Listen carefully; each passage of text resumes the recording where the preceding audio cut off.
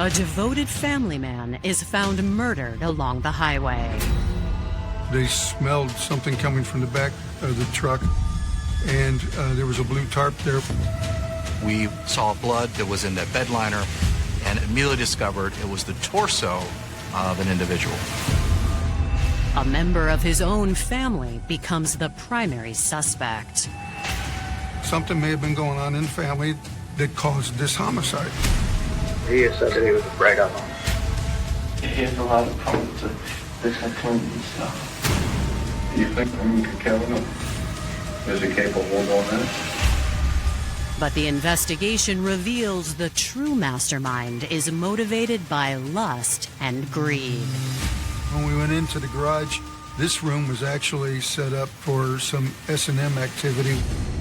The whole time she's talking to you, you could tell she was hiding things. She was constantly talking about how she wished her down. People are evil, and they will do evil things. She wanted to do whatever she wanted and didn't care who she had to take out along the way.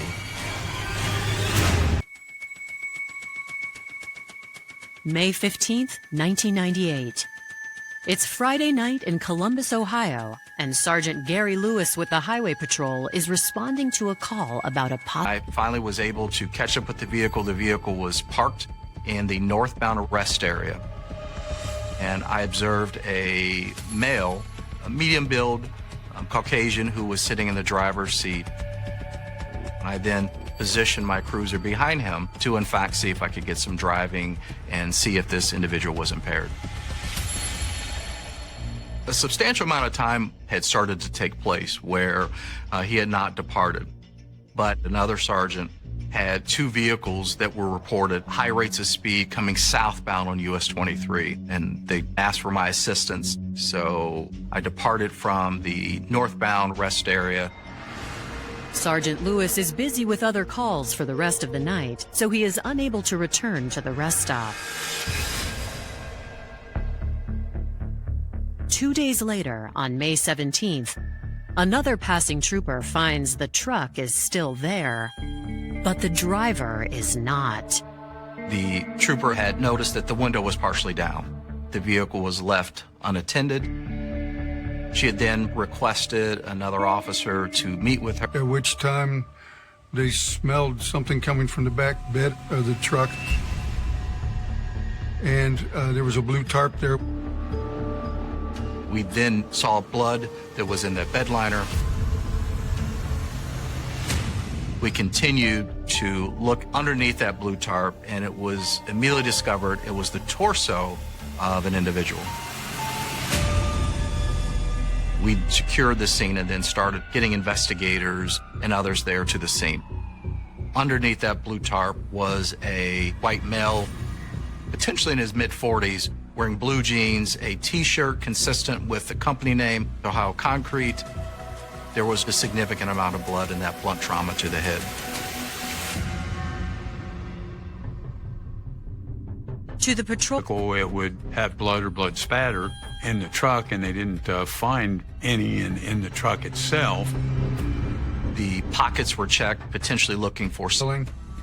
They then contacted the owner of Ohio Concrete, Tom Lennox. They determined the truck was used by an employee by the name of Richard Witte. Description provided by Mr. Lennox almost identically aligned with our victim. That really led us to believe, in fact, our victim was Mr. Witte. What happened to Richard Witte? It's basically a puzzle trying to put every piece together. Tom Lennox also gave Richard Witte's contact information, which would have been his wife, Kathleen Witte. They immediately contacted her to get information on her husband.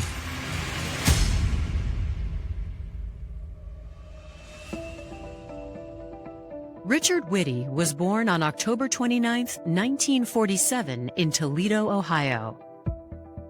The men in his family had a tradition of serving in the military. My grandfather was in the military. He was in World War II. That was service that he was very proud of and that our family was very proud of. My Uncle Jim had served, he was in Vietnam. He had served in places all over the world. Looking up to the men in his family, Richard hoped to serve his country as well. But a car accident in 1966 prevented him from enlisting. He was the only one in the car. He was definitely driving fast. He lost 4 fingers on one of his hands, and they sewed them all back on. But he ultimately lost his pinky, and he's in a full body cast. But with the accident, he was never able to join the military. He just accepted it and moved on. We finished high school, and After graduating high school, they fell madly in love.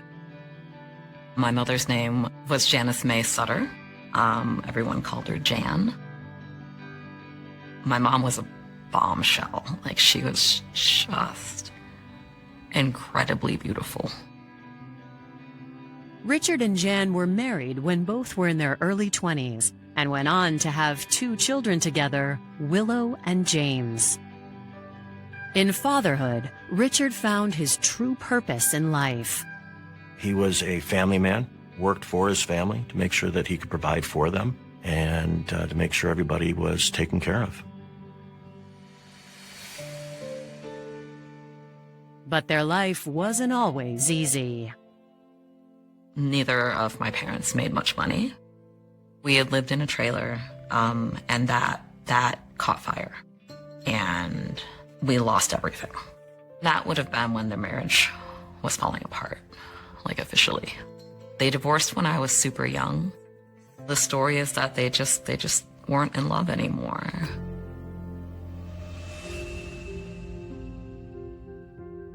Although his marriage ended in 1979 after 12 years, Richard was a constant presence in his children's lives.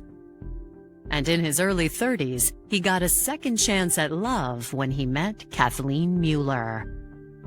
They met, I know, at a Parents Without Partners event, which was an organization for single parents. And for whatever reason, she found him hilarious. And I mean, he was hilarious. Like Richard, Kathleen was rebuilding her life after a divorce.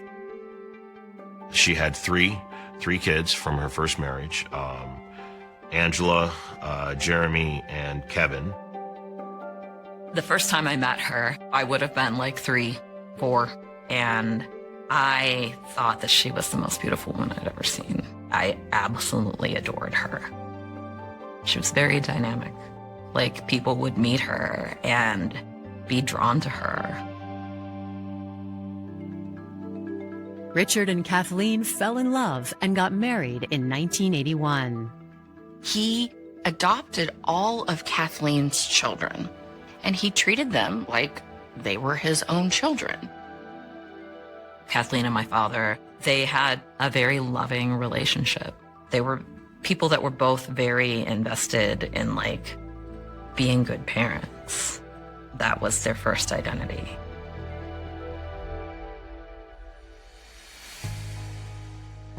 By 1998, their 3 oldest children had moved out and started lives of their own. Kathleen's sons, Kevin and Jeremy, were the only children still living at home, but the Witte family remained close-knit. The house kind of was an open door. It was the place to be for, it seemed like, the kids and their friends. That would be the house where people can come and go whenever they pleased. Richard was 50 years old and living the life he'd always dreamed of, riding and fixing up motorcycles in his free time.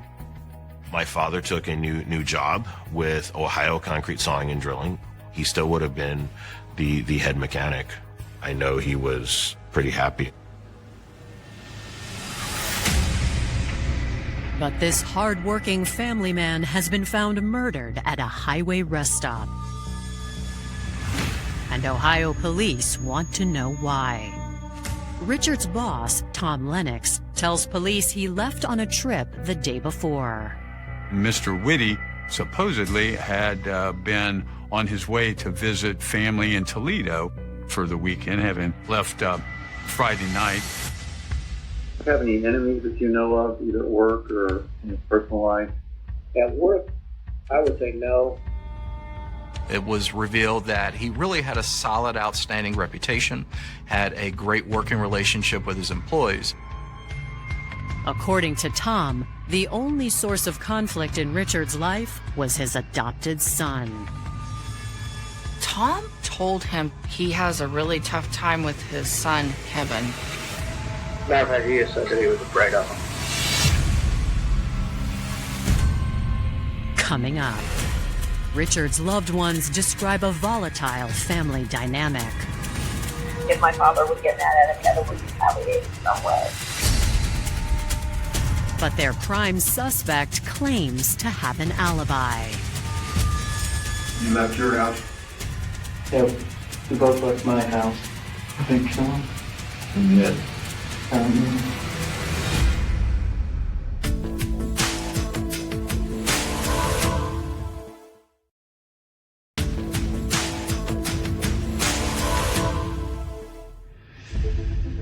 As the first step in their murder investigation, Ohio police pay a visit to Richard Witte's large extended family. But with one of his children named as a potential suspect, they don't tell them what's happened just yet. They go to Richard's home, and there are several individuals there. Kathleen, Kevin, Jeremy, also Kevin's girlfriend, Carrie, Angie, who is a daughter, and her husband, Donnie. Kathleen had been notified by Mr. Lennox that the vehicle had been found early that day when she wanted to know why the truck was there without him. Initially, the Highway Patrol did not tell her that Richard was a victim of potential foul play. They wanted her to come to the Highway Patrol building to not only talk about the red pickup truck, but to also possibly file a missing person report on her husband because she had no idea where he was. Kathleen's response was that her husband was going to visit his mother up in Toledo and that he had left Friday evening, and that's basically all she had known at the time. They said, we need to talk to everyone right now. And they all agreed to go down to the police station and start interviewing. We went downtown and we were shuffled into a room. I look at the nameplate on the desk and it was a homicide detective's office. And you're like, okay, now what's going on? A few minutes later, detective walks in, introduces himself. They then do explain that they have found someone and that we'd like us to go to the morgue and take a look. Kevin remains under observation, while Kathleen, Willow, and James are taken to the Franklin County morgue to confirm the identification. We all go into this room. It's me and James and Kathleen and some officers in there, and then there's a body on a gurney. They removed the sheet.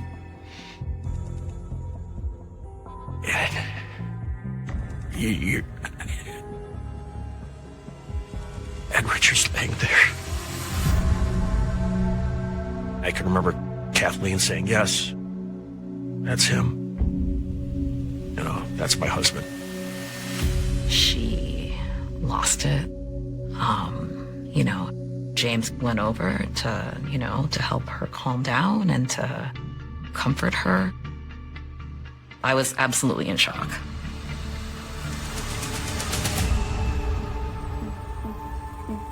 Although Kathleen is grieving, she is able to provide a brief statement. Kathleen basically says that her husband, Richard, was on his way to Toledo to see his mom, that this is something normal that he does quite often. She was with her son, Jeremy, at her daughter Angela's house. They all stayed there until about 11:15 that night. Kathleen said that her and Richard had a good marriage. She'd been married 18 years. Of course, officers would like to ask Kevin's mother if he has a problem or had a problem with his father, Richard. What was their relationship like? She said they were doing fine. They did not have a problem, that Kevin was just growing up, but that they were okay. You could tell not only by her demeanor, but by the way she was saying it, that she was trying to downplay everything. It really seemed Kathleen Witte would only tell half-truths, or she would stop before she would actually admit anything. So we knew she was hiding something. When they return to the station, investigators conduct interviews with the rest of the Witte family and their significant others. They begin with Carrie Wendell, Kevin's teenage girlfriend. What's the deal on his stepfather? Does he get along with him? As far as I see, they're good terms. How about overall? I mean, do they get along fine, or is there some problems there? There is some tension there, but... What's that about? I guess him being 18 and wanting to do what he wants to do. Kevin, he was a high schooler. He was a senior. And they butted heads a lot. He skipped school. He made the teachers mad sometimes, and he just would not really deal with Richard's discipline. In another interview room, Richard's son-in-law Donnie tells investigators about an incident that occurred between Kevin and Richard a few months before. Close to the beginning of the year, Kevin kicked the side of the pickup truck because they got into an argument. Is he on the know? Yeah, he has a lot of problems with discipline and stuff. The most revealing statements come from Richard's children, Willow and Jeremy Witte. So they've had a lot of physical confrontations? Yes. They don't get along at all. Like if my father would get mad at him, Kevin would retaliate in some way. And there have been instances where Kevin has gotten his on because Kevin, he had become violent. And so ultimately, feeling unsafe from him was the reason that I had moved out. When detectives speak to Jeremy about Kevin's behavior, he shares similar concerns. Jeremy, you think, Kevin, something your father and him got into it and he just lost it completely? I mean, is he capable of doing that? Yeah.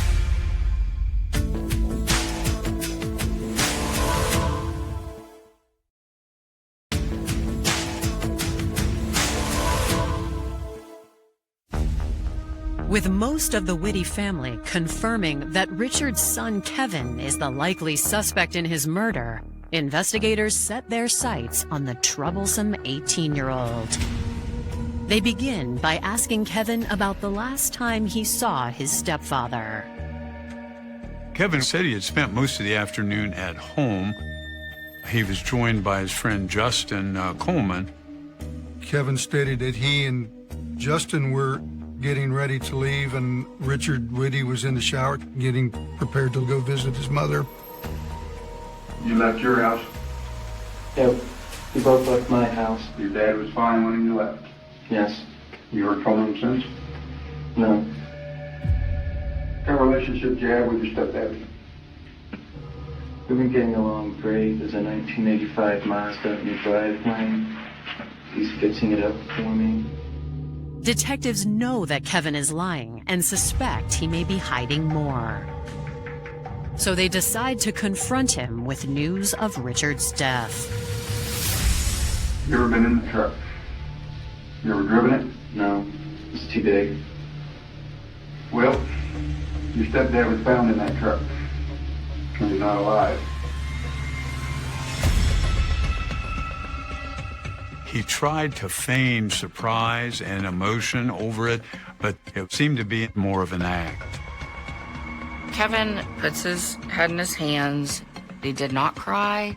It seemed like a very fake response. This is telling to the investigators. Why wouldn't he have maybe been more upset to hear that his father was dead? gonna do a search warrant on your mom's house. If we find evidence of something that happened to your stepdad in that house, you know who we gotta look at, don't you? No. You. Kevin, something went wrong. Now's the time to talk about it. I think so. Who did? I don't know. Despite his protests of innocence, investigators suspect Kevin's still lying and keep applying pressure. This problem is not gonna go away, Kevin. Just because something happens doesn't mean you wanted it to happen. Okay, we need to get into confrontation. Okay.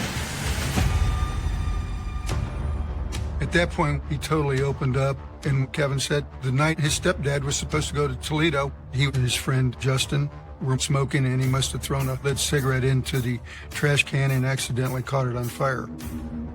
Richard came into the room. He didn't like seeing that the trash can was on fire, so he confronts Kevin. According to Kevin, Richard lost control and became violent. He started hitting me in the stomach, was really hurting. And I slammed his head a couple times in the door. Where's all this take place? In the kitchen.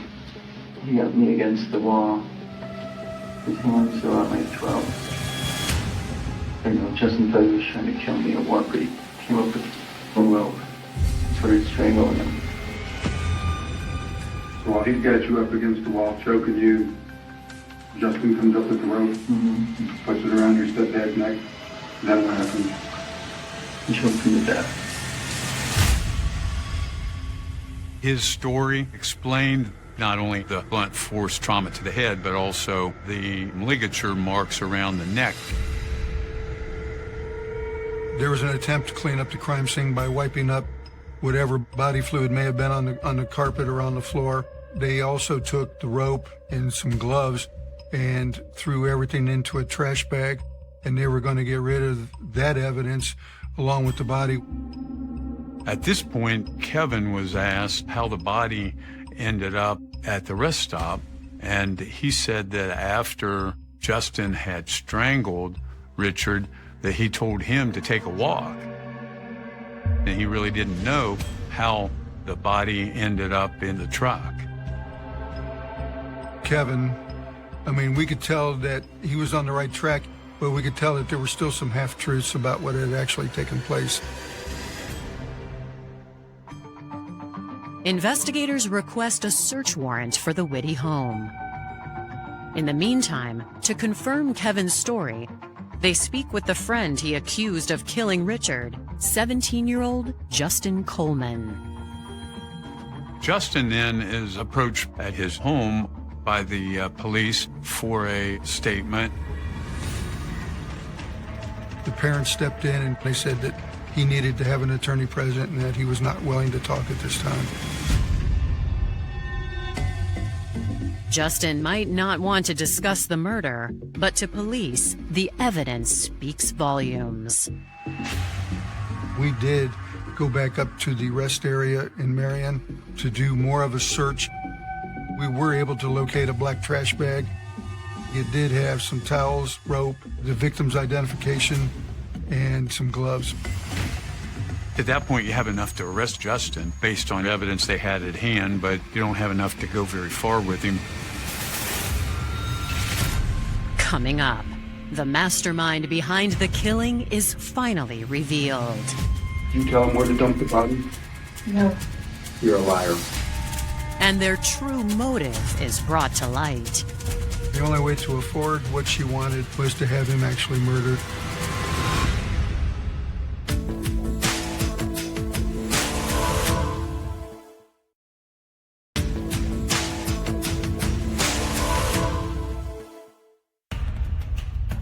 On May 17, 1998, authorities in Columbus, Ohio are investigating the murder of Richard Witte, which appears to be the result of a long-standing feud between the victim and his stepson, Kevin. While detectives wait for a judge to issue a search warrant for Richard's home, they take a closer look at Kevin Witte's story. He downplayed his part, saying that Justin was pretty much in control of everything. That was not believable to the detectives because Justin really didn't have a motive. And there are other discrepancies. Kevin stated that he was assaulted by his stepfather on Friday and that he was actually choked, but we did not see anything that would have indicated any type of bruising from a potential choking on Kevin. Some parts of Kevin's story also contradict what his mother, Kathleen, had told detectives. Kevin and his mother were very close. She was protective of Kevin. We asked her the condition of the home. She stated that nothing really seemed out of the ordinary. Kathleen hadn't mentioned anything about a fire in the kitchen trash can that damaged the carpet. Detectives wonder if Kevin is lying about the fire or if Kathleen held information back during her interview. When investigators confront her, she is dismissive. She did not mention it to us because she knew that if she had to talk about it, it would probably implicate her son. They continue to push her a little bit, asking certain questions, bringing up certain details that are not quite right. Despite their suspicions, police have little evidence to prove Kevin is lying. Since he doesn't know that, they decide to employ a little deception of their own. Some things have come to light since we talked to you last. Okay, your mom's told us the whole story. Okay. It didn't take long for us to be able to break down Kevin and get the truth about what really was taking place. We did plan on getting rid of him. Kevin did finally admit that his mother, Kathleen, was more involved in the planning stages of this homicide. She was the one that was enticing the kids to actually commit the murder on her behalf so she could get rid of Richard. My mom's had enough of it. She no longer loved him. She wanted a divorce. One reason she didn't get one, she couldn't afford it. Kevin also knew for a fact that he was going to be removed from the house after he graduated from high school. Both Kathleen and my father, their relationship seemed very healthy and very communicative and very loving. That did change really when Kevin was like starting high school. He had become more and more physically violent. And my father was just holding on to this hope that once Kevin was gone, that they would be able to regain that. But Kevin says his mother had no interest in repairing that relationship. She was constantly talking about his health condition, you know, how she wished he died. According to Kevin, his mother first approached him about hiring a hitman. Initially, they were going to hire somebody with a gun, come in and actually shoot and kill Richard, but that plan never materialized. Nobody could find anybody that had a gun that could go in and do that. When that didn't work, Kathleen offered to pay his friend Justin Coleman to help him. Justin and Kevin were good friends.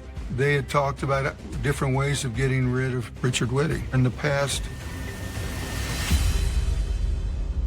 How were you planning on Friday night getting rid of your father then? I was just gonna grab him and Justin was gonna choke him. And you were able to butt his head into the door a couple times, and that's... I used a frying pan. A frying pan? Was it on the stove or...? It was on the counter. Once Richard was incapacitated, Kevin says Justin strangled him and sang a song while he did it. What was he singing? Amazing Grace.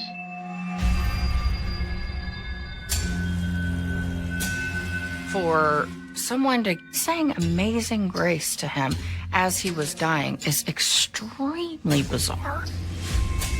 Kevin explained to the detective there was a prearranged plan with Kathleen that he would text 111 on the pager to Kathleen when the homicide had happened so that she could return to the house. To hide the blood evidence, they actually started the fire in the kitchen. He put Richard in a tarp with Justin, and they put him in the back of the truck. Kathleen had a map so that they knew exactly where to drop the body off. A map from the area to Toledo, because Richard's mother lived in Toledo. Kevin drove the truck to a parking lot. Justin had picked up Kathleen's car to follow him to the rest area.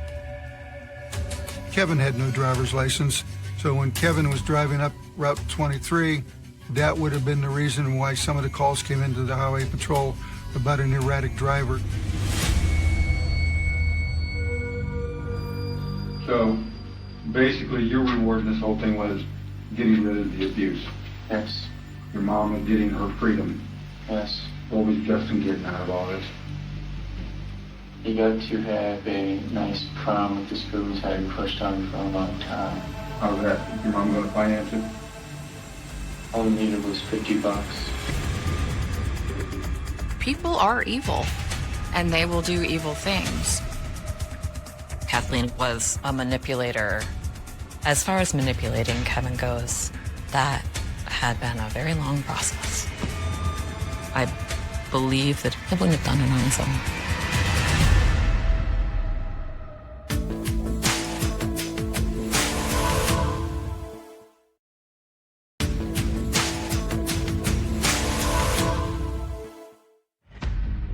When investigators confront Kathleen with the story her son has just told them, she claims it was all a misunderstanding. The detectives told her she was going to be charged with this murder, and she started blaming her son, Kevin, and Justin.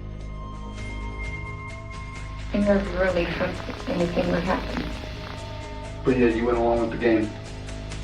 That's basically what I thought it was. It's just all talk. All talk.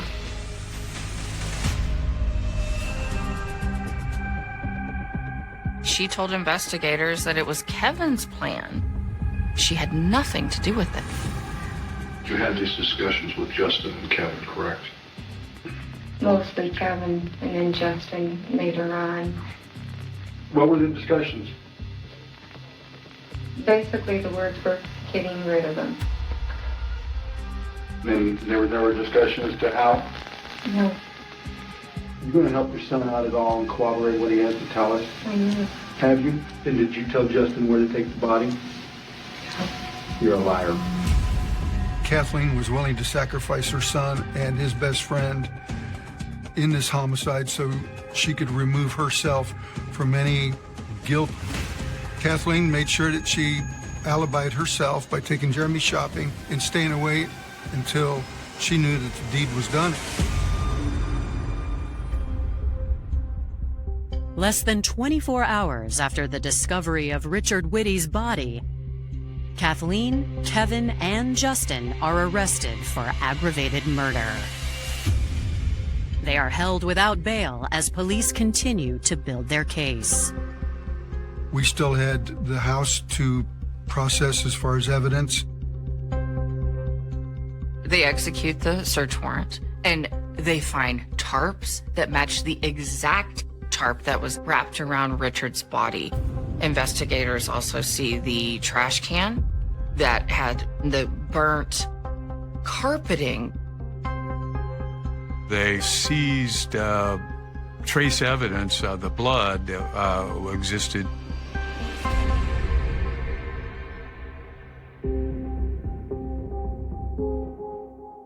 The search also reveals something unexpected about Kathleen. There was a separate door that went into the new addition of the garage. This room was actually set up for some S&M activity. A bedroom with a bed that had adult paraphernalia, toys all around it, including chains, restraints, etc., they just started to question, well, what does this have to do with Richard's death? Part of the search warrant allowed investigators to take laptops from the residence, and Kathleen's laptop showed investigators that she was part of a BDSM community. Kathleen had done some type of web page where she would advertise being involved in S&M. To our knowledge, Richard was not involved in the S&M aspect of the relationship. It could have been Richard did not like the fact that his wife was online doing these sexual activities, to where he may have wanted a divorce. I do know that at one time, my father had drafted up divorce papers and threatened her, if things don't improve, these will be filed. I did not ask for details about what he meant by if things don't improve. Another discovery makes it even more clear that money was her biggest motive.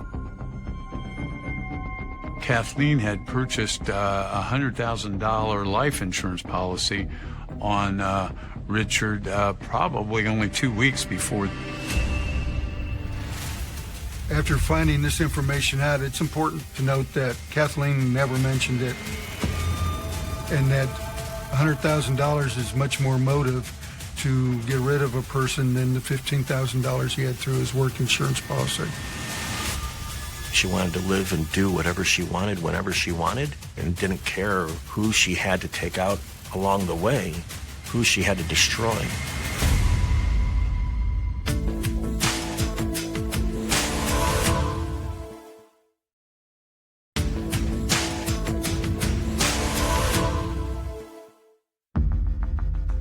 Six months after Kathleen Witte was charged with orchestrating her husband's murder, she shows prosecutors how far she's willing to go to escape accountability.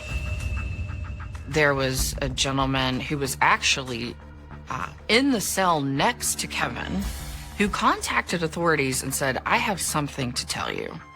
And he let them know that Kathleen and Kevin had been passing letters back and forth using a book. They'd write the letter, fold it carefully, put it in the book, and then have that delivered to this inmate. Well, Kevin didn't know that this inmate was keeping the letters. Have they said anything about how they're plotting to get off on this? No, just that they want to turn the tide on Justin. She said, like she said, she's going to stick flirting with her this time.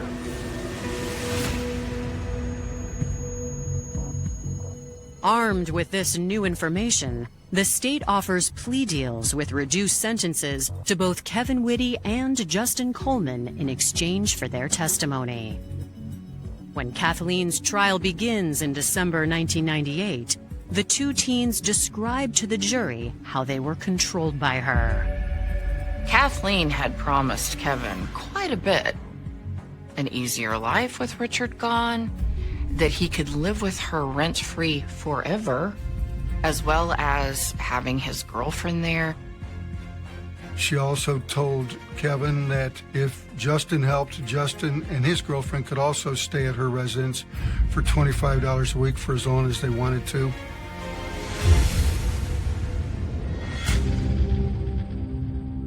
Kevin also stated that in conversations after the homicide with Justin, Kathleen had told him that if I didn't love you before, you need to know how much I love you now.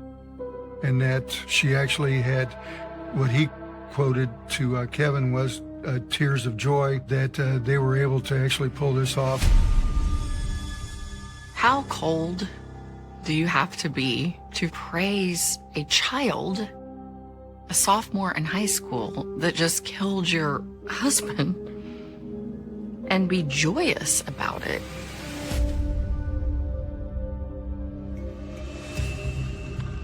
The defense counters by reminding the jury Kathleen is not the one who carried out the murder. Kevin and Justin did that by themselves. She still maintained any talk that they made about killing Richard was a joke. But that's not what the court found. She was found guilty, and the judge gave her 20 years to life. Kevin and Justin are each sentenced to 13 years in prison for their roles in the murder. Kevin serving such a small amount of time definitely bothered me. However, we could not have convicted her without his testimony. So it was a thing that I accepted. I named my son Richard Allen Witte II after my father. And I did it as a promise that I would always do my best and teach him to be a good person the way my father taught me to be a good person. I want my father to be remembered for his presence, how he would fill a room with, like, mischievous goodness. I'll spend the rest of my life not wanting to disappoint him.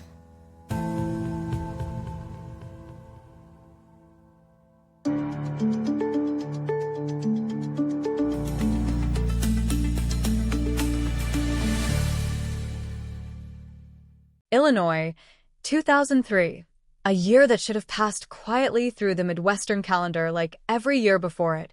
Grain silos turning in the wind, long roads cutting through fields of corn, towns existing in the illusion of permanence, until a single night fractured that illusion and left behind something that would not stop echoing. It began just after midnight, when the highway between County Line Road and Route 47 was nearly empty, the kind of emptiness that feels normal until you realize it isn't, until you understand that absence itself can be a signal. A delivery truck passed through first, its headlights sweeping across frozen ground, and the driver later described a sensation he couldn't explain. Not fear exactly, but awareness, like something had been placed slightly out of alignment with the world. At 4:17 a.m., that same driver slowed near the old grain storage facility. He said he saw it first as a shape, not moving, not responding to wind. Just there, as if the cold had decided to form itself into something human and then stopped halfway through the process.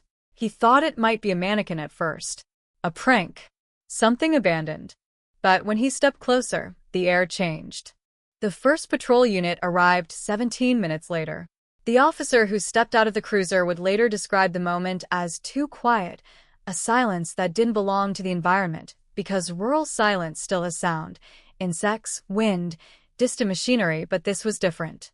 This was a silence that felt imposed. Flashlight beams cut across frost-covered gravel. Then the shape resolved into a body. A young woman, face down, one arm slightly bent beneath her, as if she had tried to push herself up and failed mid-motion. No visible identification. No purse nearby. No scattered belongings. No obvious trail leading in or out. Just a body placed with an almost unsettling restraint, as if even the act of leaving her there had been controlled. The officers did not speak at first. Not because they were untrained, but because scenes like this create a moment where language becomes inadequate. The world narrows to observation, distance, position, condition, detail. And then comes the realization that none of those details explain anything. By sunrise, tape surrounded the area. By mid-morning, the county coroner had arrived. By afternoon, the case had already begun to shift from incident to mystery, from mystery to something heavier, something that would refuse to resolve into anything familiar. They estimated her age at mid-20s. Height around 5'6". No wallet. No phone. No immediate identification in national databases.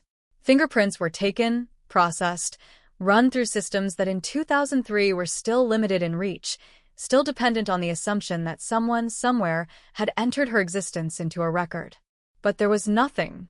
She did not exist in the system. And that fact alone began to change the tone of the investigation. The first forensic examination revealed something subtle but critical. The ground beneath her body did not match the immediate environment. Microscopic soil differences suggested she had been moved after death. Not far, not dramatically, but enough to indicate transport, enough to indicate intention. And intention is where cases begin to deepen, because intention implies time, and time implies control. The investigators returned to the grain facility again and again. They walked the perimeter in widening circles, searching for tire impressions, disturbed brush, anything that would suggest entry or exit. But the facility was old, semi-abandoned, occasionally used for storage deliveries.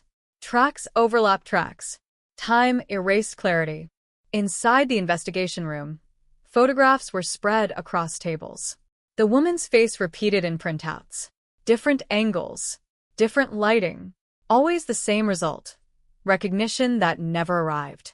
Someone on the team referred to her as the Frost victim, and the name stuck in quiet ways, the kind of label that spreads not through official channels, but through exhaustion. By the second day, the autopsy preliminary findings introduced another layer of discomfort. Cause of death was not immediately visible. No single catastrophic injury. Instead, a combination of internal trauma suggesting force applied in a controlled manner. Not chaotic violence. Directed violence. The kind that does not leave behind panic. That distinction changed everything. Because panic leaves evidence.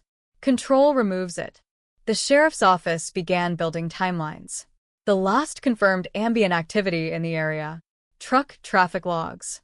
Nearby gas station surveillance. Limited, grainy, overwritten too quickly to be useful. Interviews with night shift workers. A security guard from a nearby storage yard who claimed he saw headlights around 11:30 p.m., but couldn't confirm direction or make a vehicle. Every lead felt like it existed just long enough to be written down before dissolving. And in the absence of certainty, imagination begins to fill gaps that evidence cannot. Detectives started asking quieter questions in hallways. Was she local? Was she passing through? Was she targeted? Was this planned or opportunistic? Each question created branching paths that led nowhere solid. Then came the first unsettling detail that resisted explanation. Her hands. Clean. No visible defensive wounds. No broken nails. No obvious signs she had fought back in the way investigators typically expect in violent encounters. And yet the internal trauma suggested struggle had occurred, just not the kind that leaves external traces. That contradiction lingered. It suggested restraint. It suggested control. It suggested familiarity with force, or at least comfort with it. The investigation widened. Missing persons reports across multiple counties were reviewed. Faces compared. Descriptions matched and rejected. Families contacted. Interviews conducted. Hopes briefly raised and then carefully dismantled. But no one claimed her. No one knew her. It was as if she had arrived in the world already disconnected from it. Meanwhile, the media began to arrive. Local first, then regional. Cameras at the edge of the tape. Reporters asking for details the investigators could not responsibly give. The phrase, unidentified woman found near grain facility, became standardized language, but the public always reshapes language into something sharper. By the end of the week, she was no longer just a victim in files. She was a symbol of unanswered questions. And symbols are harder to solve than cases. One lead emerged from a truck stop 20 miles north. A waitress recalled a young woman sitting alone 2 nights before the discovery. Nervous, quiet, paying in cash, looking over her shoulder, repeatedly. She remembered a man entering later, sitting across from her, but not speaking. The waitress described tension in the air, though she admitted she might be projecting memory onto emotion after learning about the case. Still, detectives followed it. Still, it went nowhere. No camera footage survived. No credit card trail. No verifiable witness identity beyond a first name scribbled on a receipt that led to nothing traceable. Another report came from a rural maintenance worker who claimed he saw a dark sedan near a drainage ditch late that same night. He remembered the engine running. A trunk opened briefly. Something heavy being moved. But when pressed for details, even he admitted uncertainty. Night distorts memory. Distance erases precision. and fear fills in blanks with guesswork. The investigation accumulated fragments like debris in water, visible but never forming structure. Weeks passed, then months. Then the case settled into the category that law enforcement quietly understands as limbo, not closed, not active, simply waiting. Waiting for technology. Waiting for memory. Waiting for something that would not come easily. Inside the office, the file grew thicker. Reports stapled together. Notes rewritten. Names crossed out and re-entered. Every investigator who touched it left a trace of frustration behind, like fingerprints on glass that never fully clean. And still, the woman remained unnamed. At some point, they stopped expecting resolution in the immediate sense. The focus shifted from solving to preserving. Evidence was sealed carefully. The ring she wore, a small silver band, was catalogued and stored separately, because even then there was an understanding that time might eventually be the only tool capable of revealing what people could not. Outside the investigation, life in the county continued. Fields were harvested. Schools opened and closed. Traffic lights blinked through seasons. And slowly, without anyone consciously deciding it, the case became part of local history, something mentioned in passing, something remembered incorrectly, something slowly fading but never fully gone. Because some absences do not disappear. They remain. And years later, when people try to recall that time, they do not remember details. They remember the feeling that something had happened in the dark between highways and grain silos that no one had ever fully explained, and that it was still waiting. The investigation into the unidentified woman found near the grain facility in Illinois did not collapse the way most cases do when they run out of immediate answers. It did something worse. It stabilized in uncertainty, as if the truth itself had decided to remain suspended just out of reach, and the detectives assigned to it began to understand that they were not dealing with a mystery that would be solved quickly or cleanly, but with a silence that had structure, weight, and resistance. By the third week, the crime scene tape was gone, but the memory of it lingered in the way rural communities absorb trauma, quietly, indirectly, in conversations that never fully name what they are about. The grain facility resumed its partial function. Trucks came and went. Workers avoided the area where the body had been discovered without openly acknowledging why. It was not superstition. It was recognition. Inside the sheriff's office, the case file had already begun to take on the physical qualities of something heavier than paper. Photographs, reports, lab notes, witness statements, all stacked and reorganized repeatedly as if rearranging them might suddenly reveal an alignment that had been missed. On the wall, a timeline stretched across a whiteboard, but it was incomplete in a way that felt almost deliberate. There were gaps not because information was absent, but because time itself refused to cooperate. The first breakthrough everyone hoped for, identification, never arrived. Fingerprints remained unmatched in every accessible database of the time. Dental records yielded nothing. Missing persons reports across Illinois and neighboring states were exhausted within days, then expanded outward like ripples into larger systems, all of which returned the same absence. She was not officially anyone. That fact began to reshape the internal language of the investigation. Officers stopped referring to her as an unidentified woman in formal tones and began using shorthand terms, not out of disrespect, but out of psychological necessity.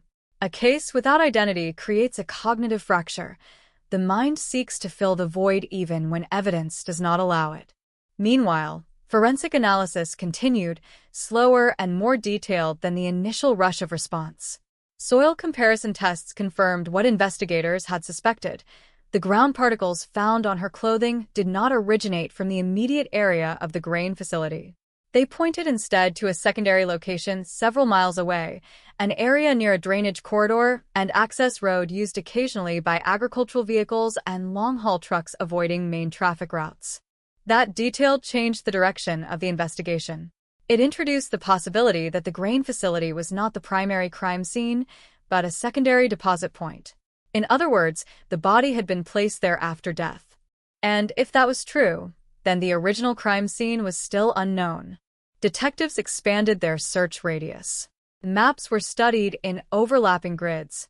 Routes between highways, rural access roads, rest stops, and industrial corridors were analyzed for patterns of movement that might not be visible at first glance. What they were looking for was not just opportunity, but behavior, repetition, familiarity, comfort with isolation. But rural Illinois does not yield easily to pattern recognition. The landscape is full of similar roads, similar fields, similar blind spots where visibility collapses into darkness and distance becomes meaningless. Still, they pursued it. Witness statements were revisited. A truck driver who initially reported seeing unusual activity near a roadside motel was interviewed again. His memory had not improved with time, but it had changed in subtle ways, as memories often do when they are repeatedly accessed. He now believed the sedan he saw might have been dark blue rather than black. He was no longer sure whether there were 2 people or 3. He admitted the possibility that he had seen nothing more than a normal roadside interaction reframed by later knowledge of the case. That ambiguity frustrated investigators, but it also revealed something important. Perception in motion is unreliable, especially at night, especially at speed, especially when the mind does not yet know it is witnessing something significant. Another lead emerged from a toll road transaction record, a partial plate captured by an outdated camera system. It suggested a vehicle passing through the region within a time window loosely aligned with the estimated timeline of the victim's death. But the plate was incomplete, and the system at the time was not capable of reconstructing missing characters with confidence. It was a shadow of data, not evidence. Still, it was logged. Still, it was followed. Still, it led nowhere. As weeks turned into months, the investigation began to shift internally. Fieldwork decreased. Analytical review increased. The case transitioned from active pursuit to structured review, meaning that instead of chasing new leads daily, investigators began re-examining existing material in search of details previously overlooked. It was during one of these reviews that the silver ring became central again. The ring itself had seemed unremarkable at first glance, simple, worn, slightly scratched, the kind of item that could belong to anyone. But forensics had preserved it carefully, cataloging it not just as personal property, but as potential evidence. And within its surface, microscopic traces of biological material had been recovered.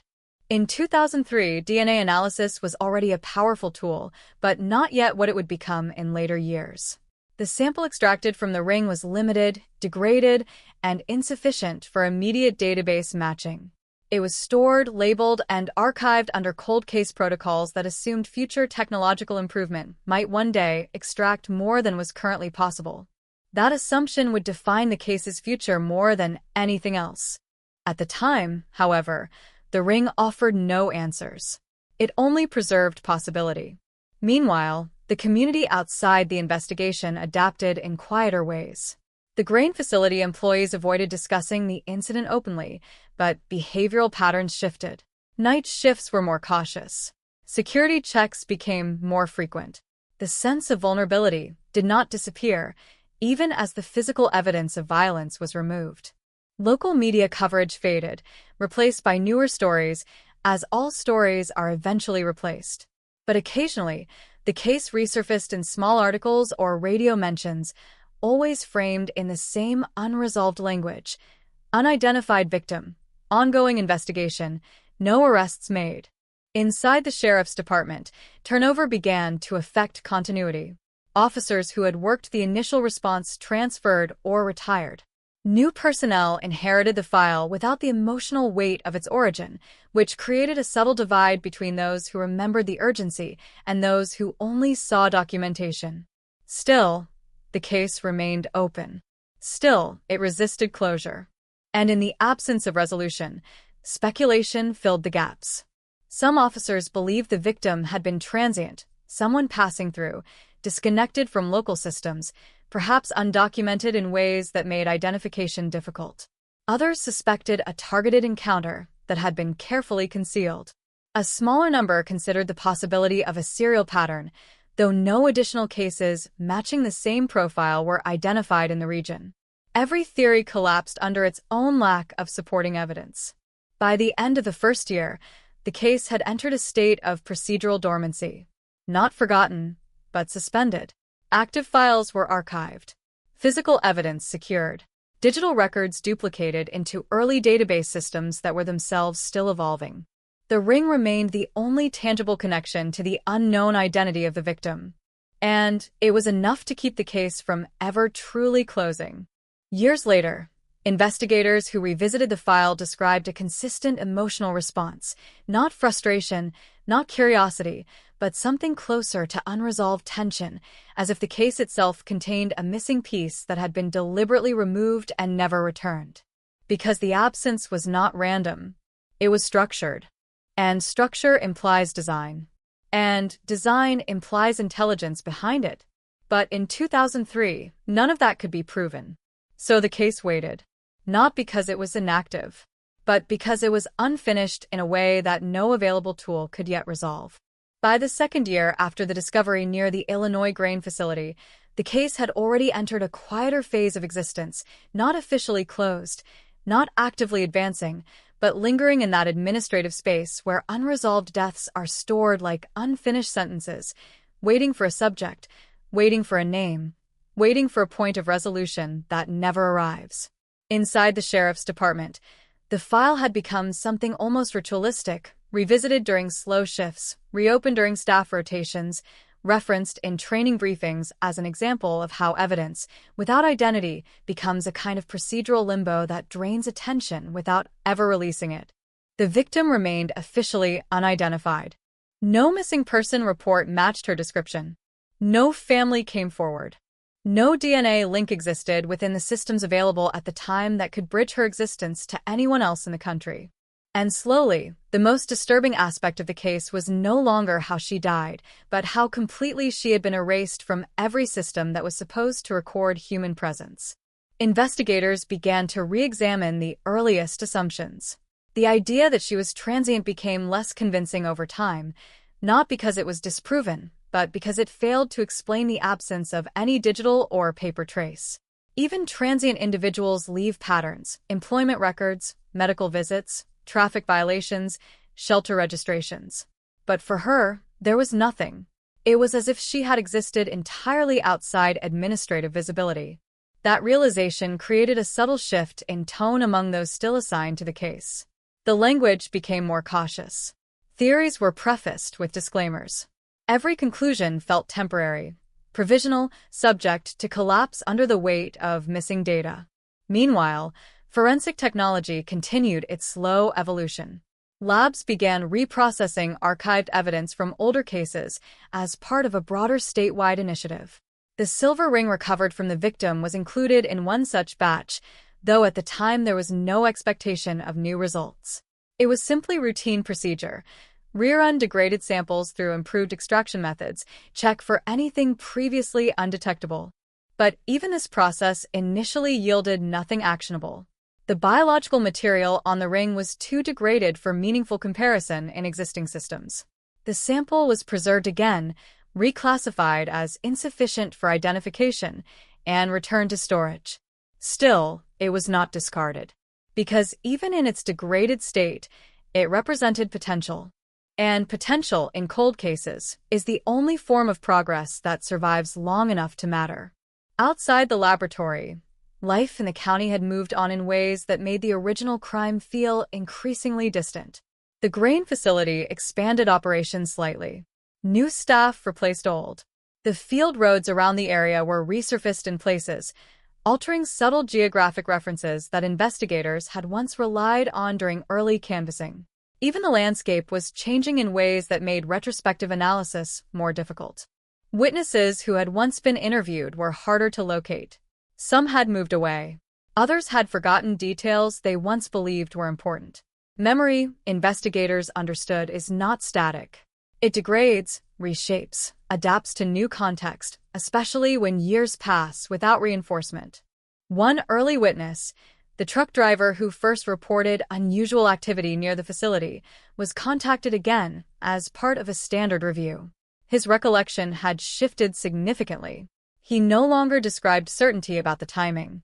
He was unsure whether he had seen a body at all, or only a shape that his mind later associated with the case after media coverage. He expressed discomfort with how memory can be influenced by knowledge of outcome. That admission was important, even if it weakened the reliability of his original statement. It reinforced a central truth investigators rarely speak aloud. The past is not fixed. It is reconstructed continuously, and reconstruction introduces distortion. Meanwhile, a secondary review team began analyzing geographic movement patterns based on available toll data and truck stop logs. Their goal was not to identify a suspect directly, but to understand whether the victim's final movements could be reconstructed through indirect traces. What emerged was a fragmented corridor of activity, not a continuous path, but scattered points that suggested movement through multiple jurisdictions in the days preceding her death. None of it was definitive. All of it was suggestive. And suggestion, in investigative terms, is both useful and dangerous, because it can guide attention without guaranteeing truth. One pattern stood out: repeated proximity to industrial routes commonly used by long-haul drivers avoiding highway congestion. These routes were not secret, but they were under-monitored, creating spaces where interaction could occur without surveillance. Investigators began focusing more on behavioral opportunity than identity. Who would have access to such routes? Who would know them well enough to use them without hesitation? And more importantly, who would benefit from isolation? But every line of inquiry eventually circled back into uncertainty. No suspect list could be solidified. No consistent witness profile emerged. No physical evidence connected a known individual to the initial crime scene or the secondary deposition site. And yet, the case refused to dissolve. Inside the sheriff's office, the file became something of a reference point for newer investigators. Not because of what it revealed, but because of what it resisted.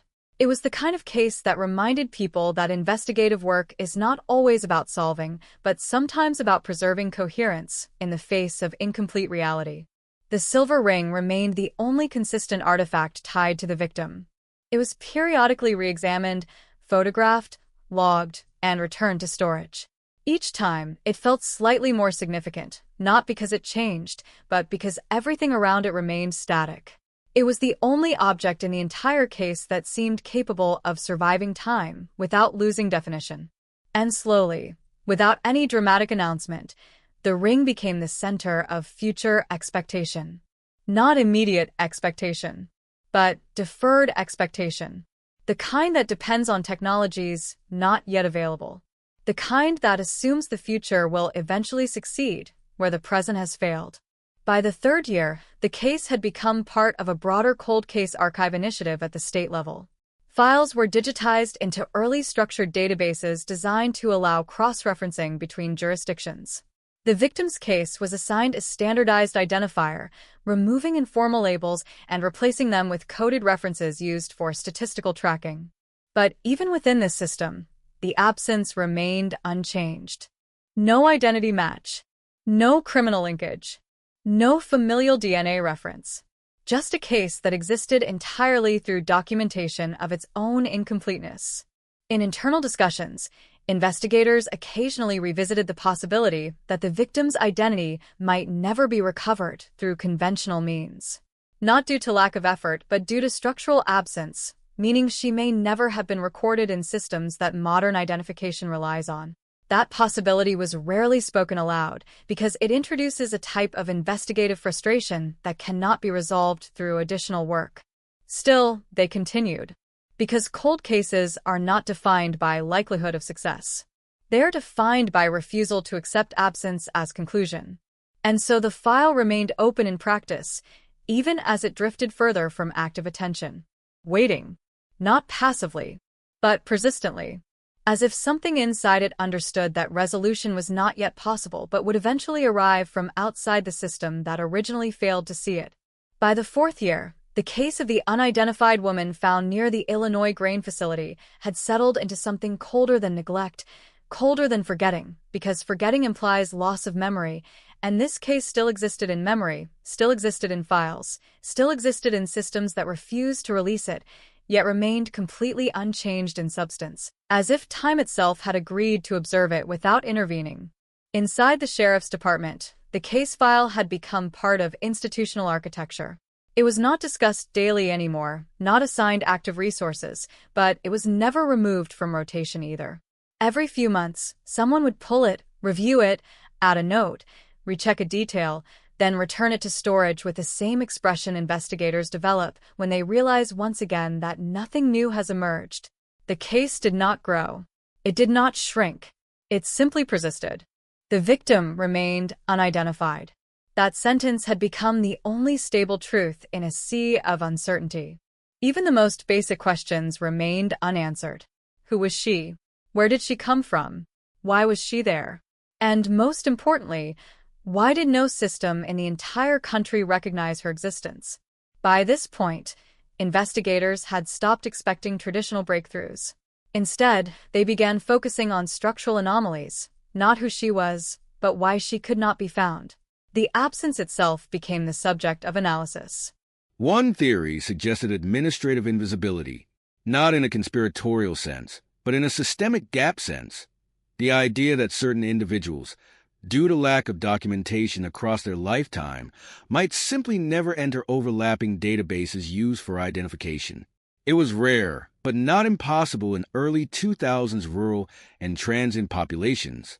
Another theory was more unsettling: deliberate avoidance of record creation. But that line of thinking always collapsed under lack of supporting behavioral evidence. There was nothing in the victim profile suggesting concealment of identity efforts. No destroyed documents. No conflicting aliases. No signs of identity manipulation. She was simply absent. And absence, investigators learned, is the hardest condition to investigate. Meanwhile, forensic science continued its slow, quiet evolution outside the immediate scope of the case. Laboratories began improving low-template DNA extraction techniques, allowing previously unusable samples to be revisited. The silver ring recovered from the victim, stored carefully in evidence archives, was flagged for potential reanalysis during a statewide cold case audit program. At the time, this was routine. Thousands of archived items were being reprocessed. There was no expectation that this specific item would yield anything new. It was simply part of a system-wide effort to reduce backlog uncertainty. Still, the ring was handled with more care than most. Because even after years of inactivity, it remained the only physical object directly linked to the unknown identity. When technicians reopened the evidence package, they noted the condition immediately. The ring had not degraded. Metal does not forget. But the biological trace material embedded in microscopic scratches and inner surface residue had degraded significantly over time. Initial re-extraction attempts produced inconsistent results. The sample was fragmented, partial, contaminated at a molecular level by environmental exposure from the original crime scene and subsequent handling. Still, they persisted. Because cold case protocols are built on repetition, not certainty. Each attempt was logged. Each failure documented, each fragment preserved. And then the sample was returned again to storage, still unresolved, still unclassified, still waiting for a future capability that did not yet exist. Outside the laboratory, the case continued to drift through institutional memory. New detectives were briefed on it during rotations, but only briefly, as an example of long-term unresolved investigations. It was no longer treated as urgent. It was treated as instructive. Yet within that instruction lay something subtle, a reminder that not all cases fail because of lack of effort. Some fail because the tools available at the time are not sufficient to see what is already present. In the county itself, life had moved forward in ways that made the original event feel increasingly detached from present reality. Roads were repaved. Small businesses changed ownership. New residential developments expanded toward previously rural zones. The grain facility modernized its operations slightly, introducing improved logistics systems that altered traffic patterns in ways that subtly erased the original conditions investigators once studied. Even geography, in small ways, was no longer the same. Witnesses who had once participated in early interviews had either moved, aged, or mentally detached from the event. When contacted again years later, their recollections were less precise, sometimes contradictory to earlier statements. This was not unusual. Memory does not preserve itself. It rewrites itself continuously, especially when not reinforced by ongoing relevance. One former witness, a night shift maintenance worker who had reported suspicious vehicle activity near a drainage corridor, was interviewed again as part of a routine cold case review. He expressed discomfort at how certain he had once sounded. He no longer trusted his original perception. He questioned whether what he saw was influenced by subsequent media coverage or collective community interpretation. That uncertainty did not disqualify his statement, but it weakened its evidentiary value. And weakening evidence over time is one of the silent killers of cold cases. Meanwhile, investigators attempted a broader contextual reconstruction. Instead of focusing solely on the victim, they began mapping regional incidents of similar timeframes: unexplained deaths, unidentified persons, missing individuals without resolution. The goal was not to link them directly, but to identify any structural patterns that might suggest a broader behavioral signature in the region. Nothing emerged. No cluster. No correlation. No repeating signature. Just isolated events that refused to align into anything meaningful. And so the case remained singular. Not part of a series. Not part of a pattern. Just itself.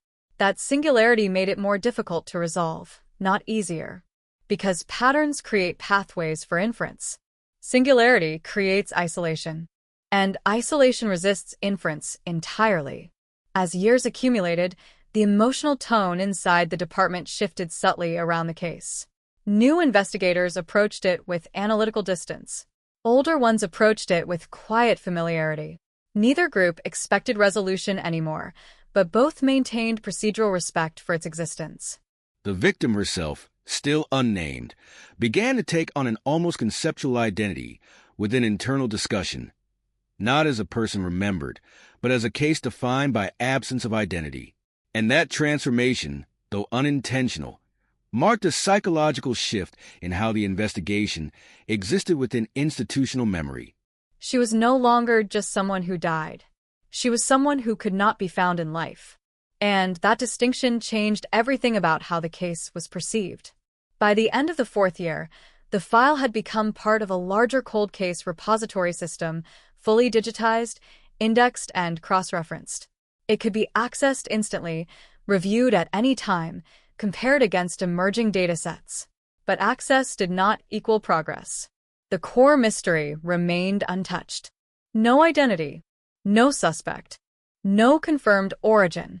Only fragments of data preserved across systems that had improved in capability, but still lacked the one thing required to resolve it: a matching record. The silver ring remained the only constant. Stored. Preserved. Waiting. And in ways no one could articulate yet, it had begun to feel less like evidence of a past crime and more like a placeholder for a future discovery that had not yet arrived. By the fifth year, the case was no longer simply an investigation that had failed to produce answers.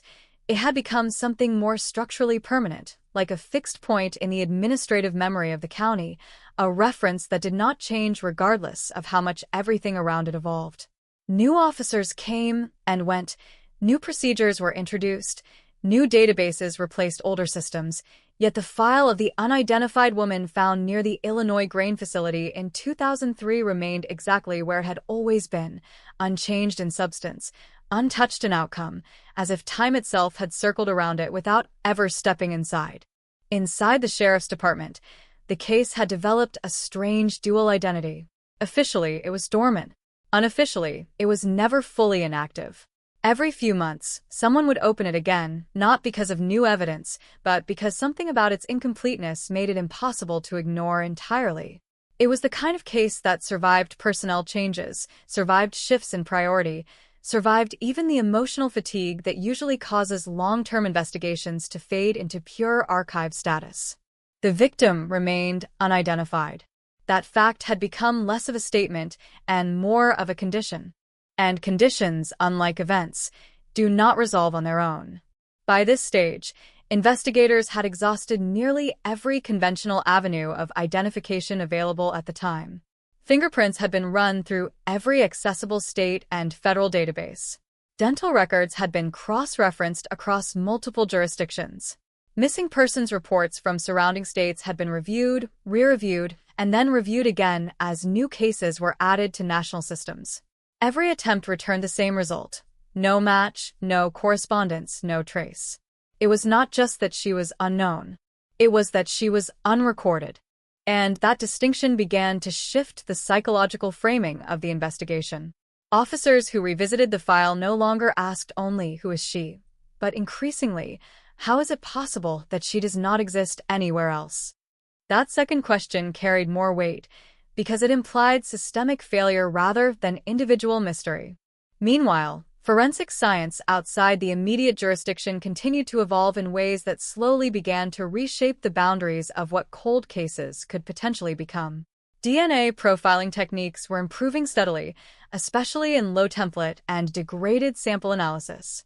What had once been considered unusable biological material was becoming, in some cases, partially recoverable through new amplification processes. The silver ring recovered from the victim had never left evidence storage. It had been cataloged, sealed, and preserved under standard cold case protocols, but it was not forgotten. In fact, it had become one of the recurring items flagged during periodic evidence audits. Each time the system updated, the ring appeared again on lists of items eligible for re-examination using improved methods. At first, this meant little. Early reanalysis attempts still failed to produce usable profiles. The biological material was too fragmented, too degraded, too contaminated by environmental exposure and handling during the initial investigation phase. Each attempt produced partial sequences, incomplete fragments that could not be confidently matched to any database entry. Still, those fragments were preserved, because in forensic science, even failure is a form of progress if it is recorded accurately enough. As the 6th year approached, a broader statewide initiative began to take shape, driven by a growing recognition that large volumes of archived evidence from older cases had never been fully reprocessed under modern standards. Cold case units were expanded. Laboratory budgets were adjusted. Priority was given to cases with preserved biological material, but no resolved identity. The Illinois grain facility case was included in this initiative almost automatically, not because of renewed urgency, but because it met the criteria for reevaluation: unidentified victim, preserved evidence, incomplete DNA profile attempts. When the evidence package containing the silver ring was transferred to the updated laboratory system, it was done quietly, without ceremony. No one expected immediate results. The process was routine: re-extract, re-amplify, compare against expanded databases that now included more comprehensive genetic repositories than had existed in the early 2000s. But what investigators did not yet fully appreciate was that databases themselves had changed in structure, not just size. Matching algorithms had become more sensitive, capable of identifying partial correlations that earlier systems would have dismissed as noise. Still, at the time of transfer, the expectation remained low. The case had conditioned everyone involved to expect nothing.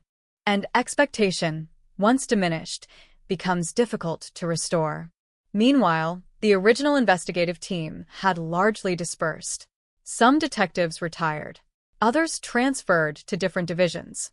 A few remained within the system, but no longer actively engaged with the case. What remained was institutional memory rather than active involvement, a kind of passive awareness that the file existed, unresolved, persistent. Occasionally, newer investigators would encounter it during training or file review exercises. They would note its age, its completeness in documentation but absence of resolution, and they would move on. To them, it was an example of limitation rather than active mystery. But to those who had worked the early stages, it remained something different. Something unfinished in a more personal sense. In the surrounding county, life continued its steady transformation. Infrastructure expanded. Roadways were modified. The grain facility modernized its operations with updated logistics systems that altered traffic flow patterns and reduced the isolation of certain access points that had once been significant in the early investigation. Even subtle environmental changes, tree growth, construction, rerouted service roads, gradually reshaped the physical context of the original crime scene area. These changes mattered more than they appeared to because cold case investigation is deeply dependent on spatial memory. When geography shifts, even slightly, reconstruction becomes more abstract, less anchored. Witnesses from the original timeline became increasingly difficult to locate. Some had moved out of state. Others had changed contact information multiple times. Those who could be reached often expressed uncertainty about their earlier statements, not because they were intentionally misleading, but because time had introduced doubt into their own recollections. One witness, a long-haul driver who had reported unusual roadside activity near a motel corridor during the relevant time frame, was contacted again as part of a structured review.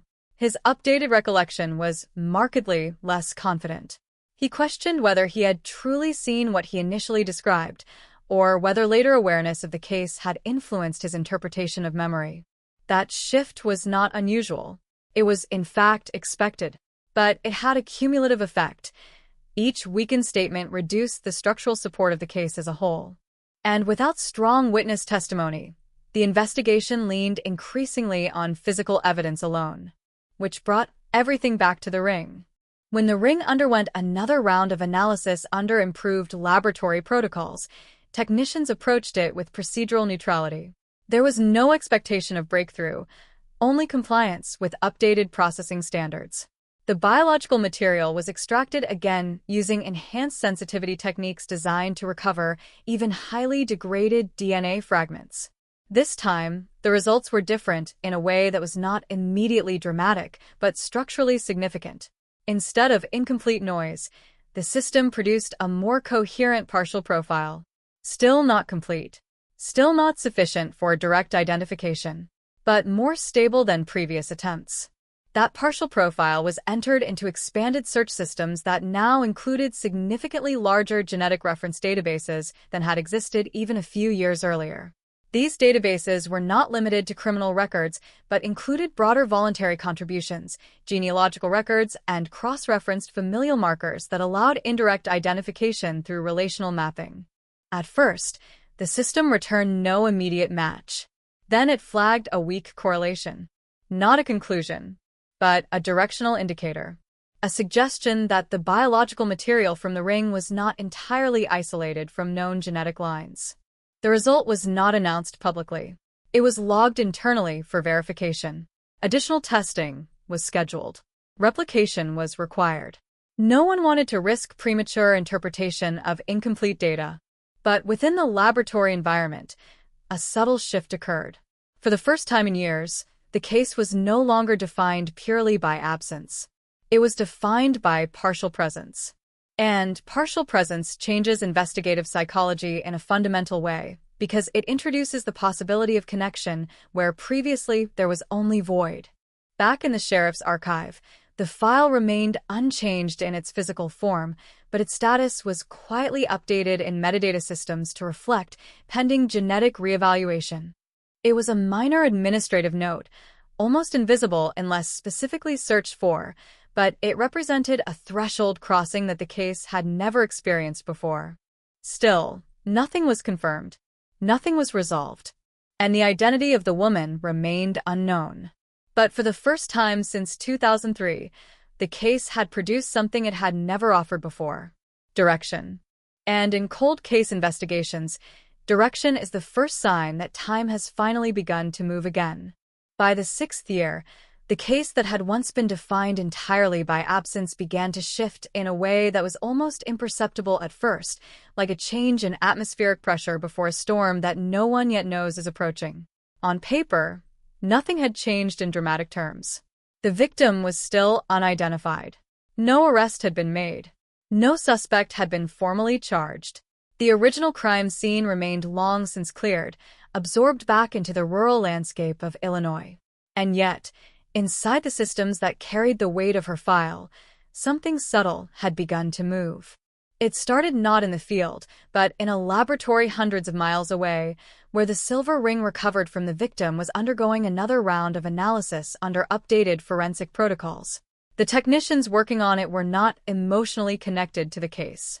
To them, it was simply another entry in a long queue of cold case materials awaiting reprocessing. But what they were unaware of, what no one could have fully appreciated at the beginning of the process, was that the tools they were now using were no longer the same tools that had failed years earlier. The biological material on the ring, once considered too degraded for meaningful analysis, had been subjected to enhanced low-template DNA extraction methods. These techniques did not create new evidence. They refined what already existed, pulling coherence out of fragments that previously appeared meaningless. And this time, when the data was processed, it did not collapse into noise. It formed structure. Not complete structure. Not enough for direct identification, but enough to produce a partial genetic profile that behaved differently from anything seen in the earlier attempts. It was stable, repeatable, and most importantly, it could be compared against expanded reference systems that now included genealogical databases and indirect familial mapping networks that had not existed during the early years of the investigation. The result was not an answer, but it was no longer nothing. When the system generated its first weak correlation, the initial reaction in the lab was caution rather than excitement. Weak correlations are common in forensic genealogy work. They can represent statistical noise, contamination, or distant population overlap. But this one behaved differently. It repeated under multiple recalibrations. It did not disappear when the parameters were adjusted. It persisted. That persistence triggered a secondary review, and then a third. By the time the data reached supervisory analysts, it had already shifted from unusable to requires further validation. That distinction in forensic environments is significant. It means the case has crossed from static archive status into active reevaluation territory. Back in Illinois, the sheriff's office received a notification that was quiet in tone but heavy in implication. Previously archived biological evidence associated with a 2003 unidentified female homicide case had produced a partial genetic linkage requiring confirmation. There was no public announcement, no press release, no immediate operational response. But internally, the atmosphere around the case changed. Not dramatically, not visibly, but in the way people speak differently about something they no longer believe is permanently unresolved. For the first time in years, the file was pulled not out of routine curiosity or administrative review, but because something in it had produced movement. The detective assigned to cold case oversight at the time read the report twice without speaking. Then a third time. The language was careful, intentionally restrained. It did not claim identification. It did not suggest a suspect. It simply indicated that the DNA extracted from the ring showed partial compatibility with a broader genetic lineage present in modern reference systems. That meant something new had happened. Not resolution, but connection. And connection, in cases like this, is everything. The investigation was reactivated under a limited review protocol. This did not mean reopening in the traditional sense. It meant controlled expansion, re-examining evidence, validating lab results, and attempting to build a genealogical framework around the partial profile. In practical terms, it meant the case had entered a second life. Meanwhile, the original narrative of the case, the image of the unidentified woman in frost near the grain facility, began to return to active discussion within investigative circles. New personnel, unfamiliar with the emotional weight of the early years, approached it analytically. To them, it was not a haunting, unresolved story. It was a data problem that had finally yielded its first usable variable. But for those who had been around longer, the shift felt different. Less like progress, more like disturbance. As if something long dormant had been touched and had responded. The genealogical analysis process began slowly. The partial DNA profile was entered into expanded systems designed to identify distant familial relationships through shared genetic markers. These systems did not provide names directly. Instead, they produced networks, clusters of potential relatives separated by degrees of connection, requiring further tracing through public records, family trees, and historical documentation. At first, the results were broad. Too broad. Multiple weak connections scattered across different regions, none strong enough to establish a definitive line.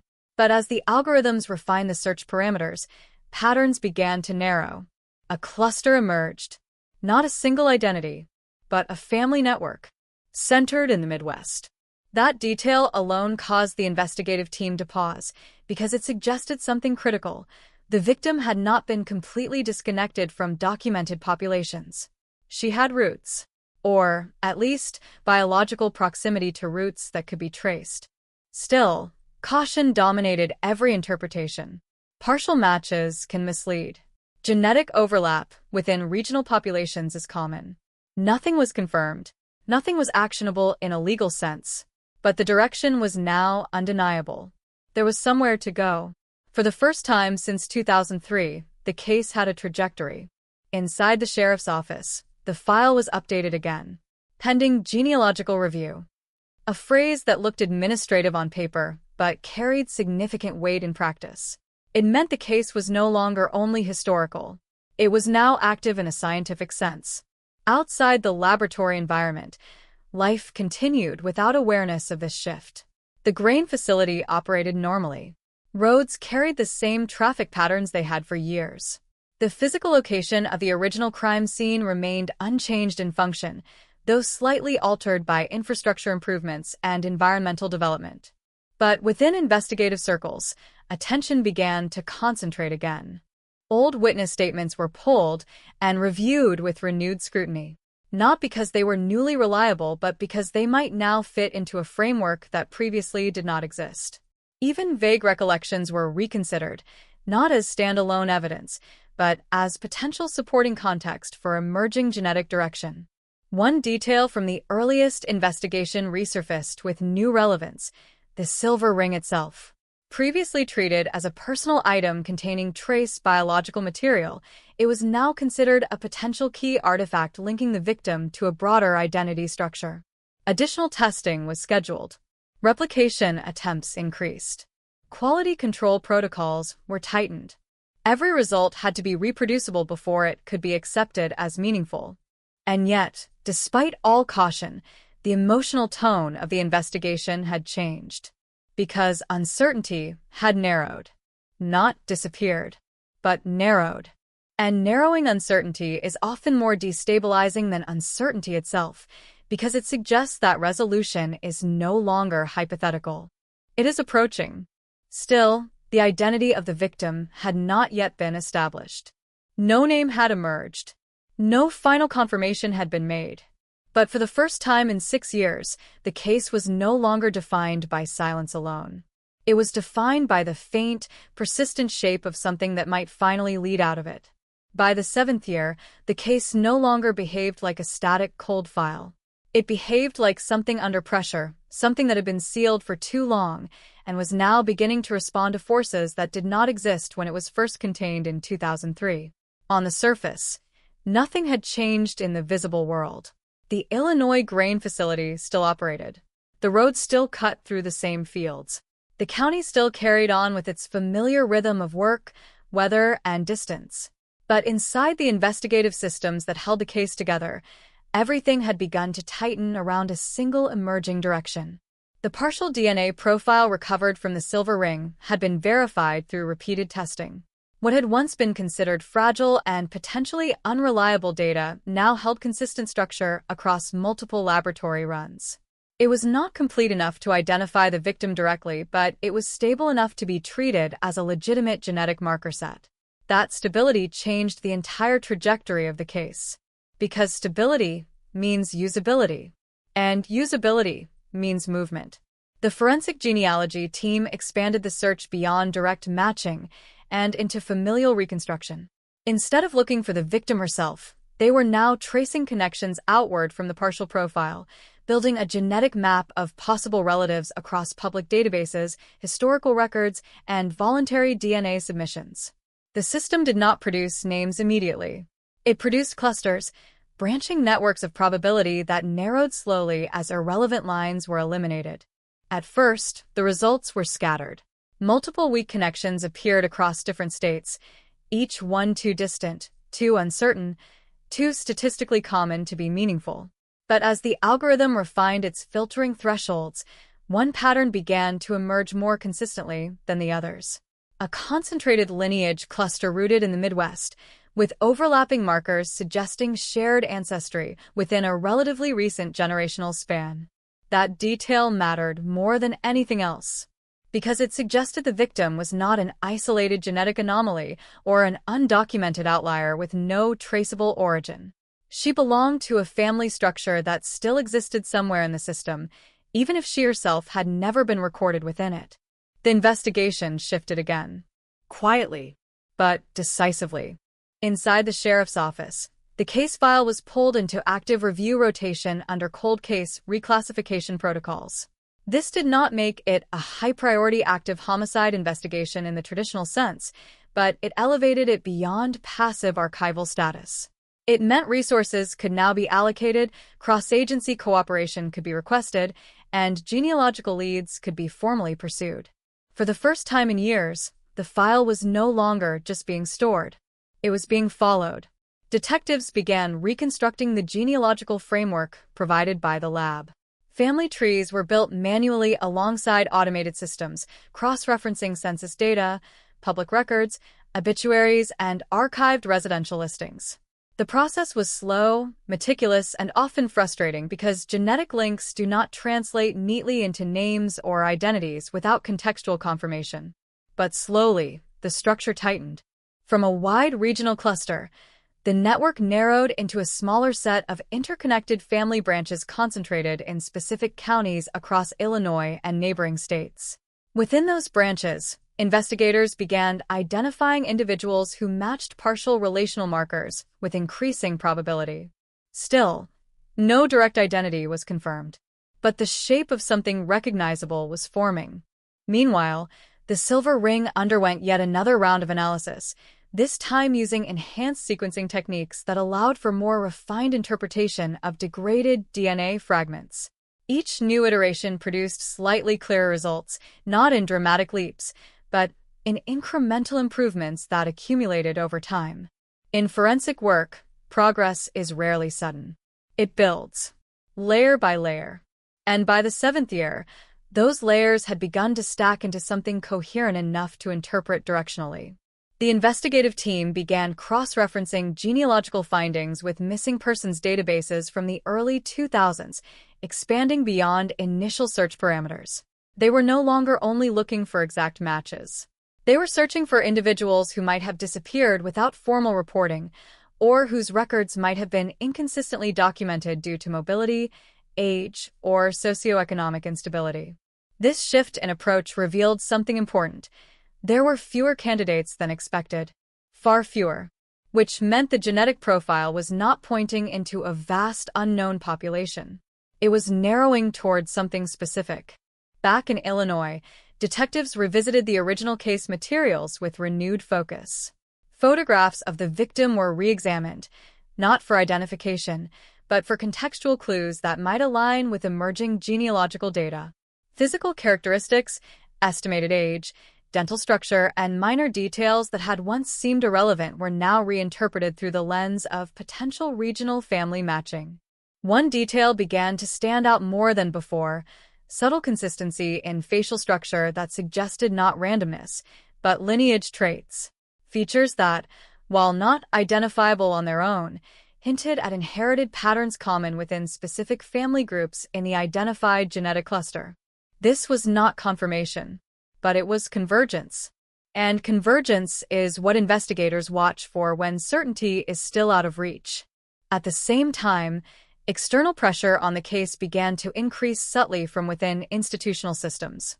Cold case units across multiple jurisdictions were now sharing genealogical methodologies more actively, and cases like this one, those with partial DNA profiles but no identity, were being prioritized for reevaluation under standardized protocols. The Illinois case became part of a larger networked effort, not because it was unique in its violence, but because it represented something increasingly solvable. Not solved, but solvable. And that distinction changed everything about how it was treated. Still, the identity of the victim remained unknown. No name had been confirmed. No family had been officially notified. But something had changed in the emotional structure of the investigation. For the first time, the case was no longer defined by absence alone. It was defined by narrowing absence. And narrowing absence creates anticipation. Outside the investigative framework, life continued without awareness of the internal shift occurring within the case. The grain facility operated normally. Seasonal cycles passed. Infrastructure improvements continued to reshape the physical environment around the original crime scene area, subtly altering the landscape that had once been central to early investigative reconstruction. But inside the system, the case had developed momentum. Not fast, not dramatic, but persistent. Detectives began preparing for the possibility that a familial identification could eventually lead to a direct identity confirmation. This meant anticipating future legal steps, evidence verification standards, and notification protocols that would be required if a confirmed match emerged. Every action remained cautious, because premature identification in forensic genealogy can lead to false conclusions. And false conclusions in cold cases are more damaging than delay. Still, the direction was becoming harder to ignore. The genetic network continued to converge. Branch by branch, it tightened, and with each refinement, the space of unknown possibility shrank. By the end of the 7th year, the case had reached a point where it could no longer be described as stagnant. It was in motion, not toward resolution yet, but unmistakably away from silence. And for the first time since 2003, the unidentified woman was no longer just a body in an old file. She was becoming a traceable presence within a living genetic system that was slowly, inevitably, pulling her back toward identity.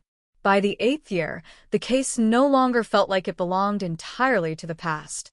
It existed in 2 timelines at once: the original timeline of 2003, frozen in frost and silence near the Illinois grain facility, and a second, newer timeline unfolding inside forensic systems, databases, and genealogical networks that were slowly reconstructing what had once been erased. The contradiction between these 2 timelines created a tension that investigators could feel but not fully articulate, as if the case was beginning to speak again, but only through fragments.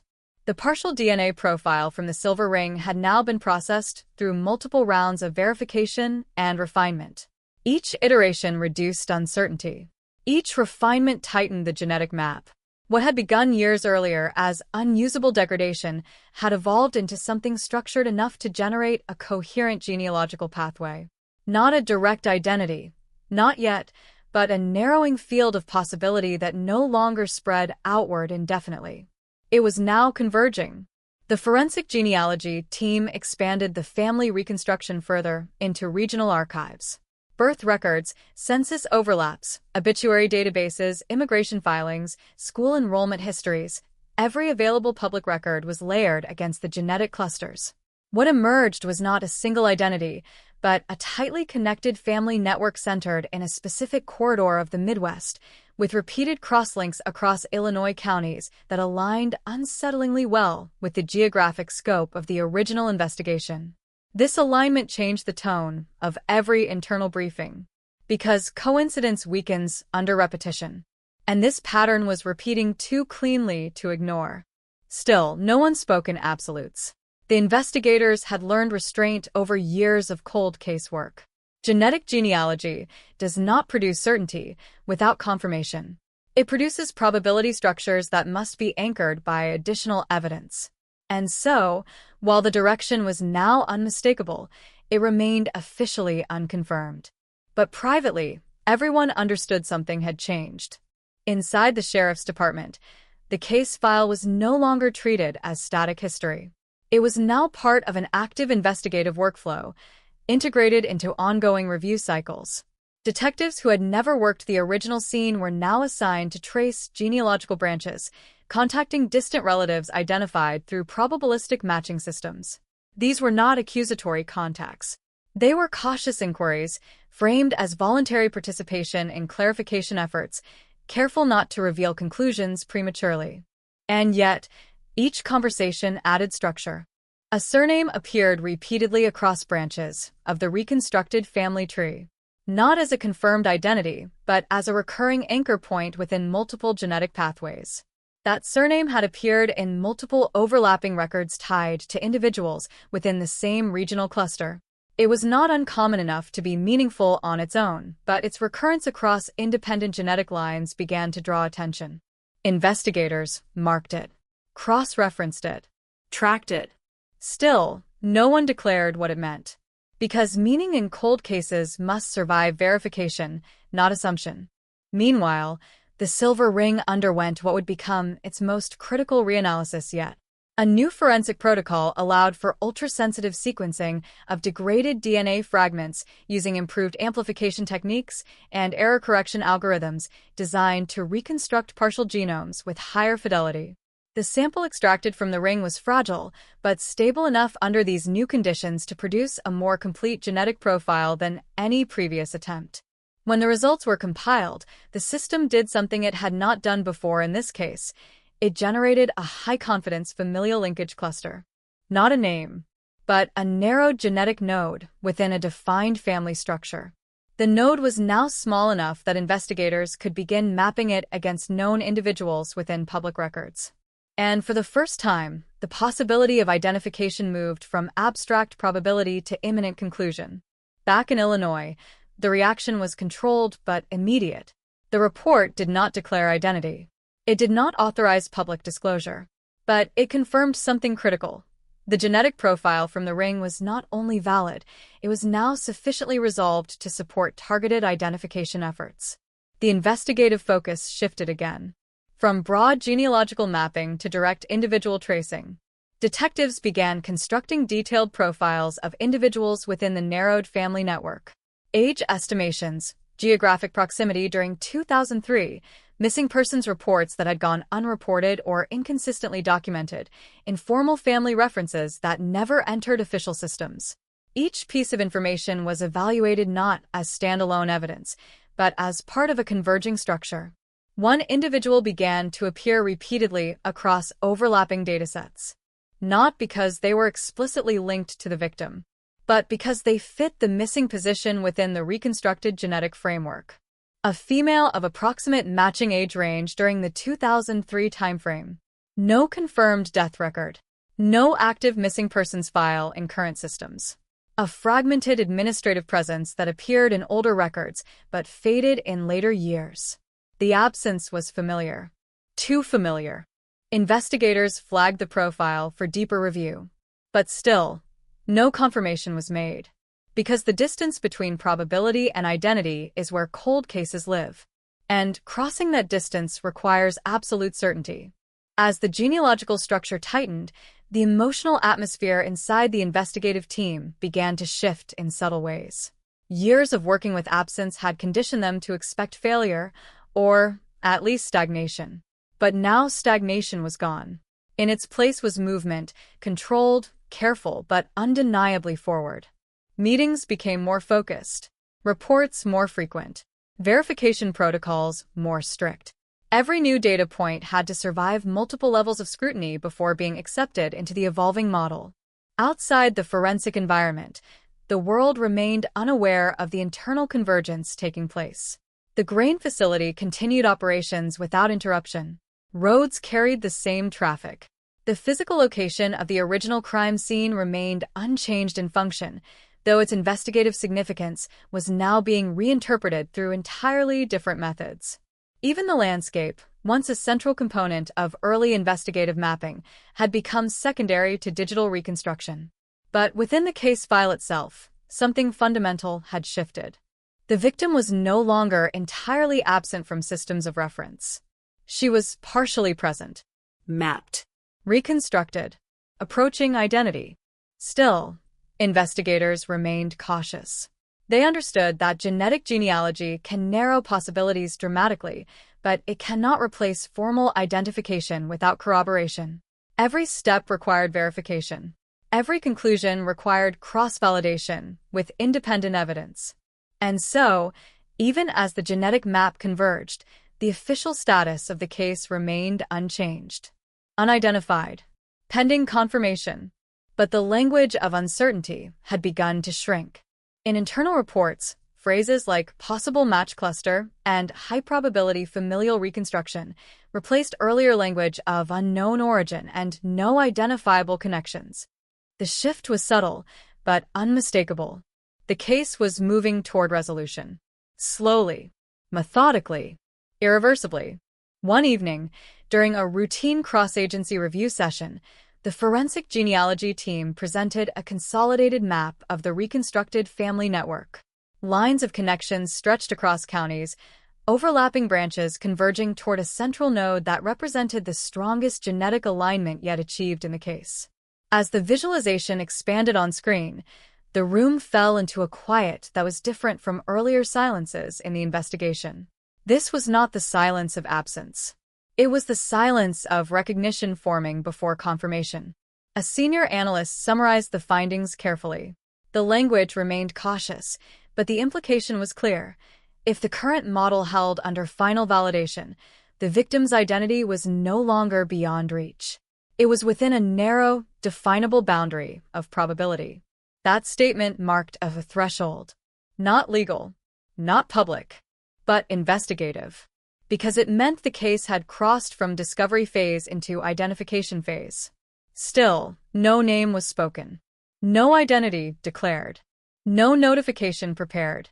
Because one final step remained: direct confirmation through additional genetic comparison and administrative cross-checking. And until that step was complete, everything remained potential. But potential at this stage was no longer distant. It was immediate, contained, waiting for final verification. And as the meeting concluded, one fact lingered in the room longer than any other. For 8 years, the case had existed as silence, without structure. Now it existed as structure, without conclusion. And conclusion, though still absent, was no longer unknown. By the 9th year, the case that had once lived entirely in silence had become something unrecognizable compared to its origin in 2003. It was no longer a static cold file stored in archives, no longer a fading memory of an unidentified woman discovered near an Illinois grain facility. It had transformed into a living investigative structure, rebuilt piece by piece through forensic genealogy, reprocessed DNA evidence, and layers of administrative reconstruction that now converged toward a single unavoidable point. Identity. Not yet confirmed, but no longer distant. The partial DNA profile extracted from the silver ring had undergone its final round of validation under expanded forensic standards. The results were now stable across multiple independent laboratory runs, producing consistent genetic markers that aligned with a tightly defined familial cluster. This cluster, once broad and uncertain, had narrowed to a specific lineage within the Midwest, with overlapping records that connected across multiple verified genealogical branches. At this stage, the system no longer spoke in probabilities alone. It spoke in ranked likelihoods, weighted comparisons, and convergence thresholds. And the highest-ranked pathway pointed toward a single reconstructed identity candidate whose historical records matched the biological and geographic constraints of the profile with unusual precision. Still, investigators did not rush. Cold case resolution, especially one dependent on genealogical reconstruction, requires absolute confirmation. A single misalignment can collapse an entire chain of inference.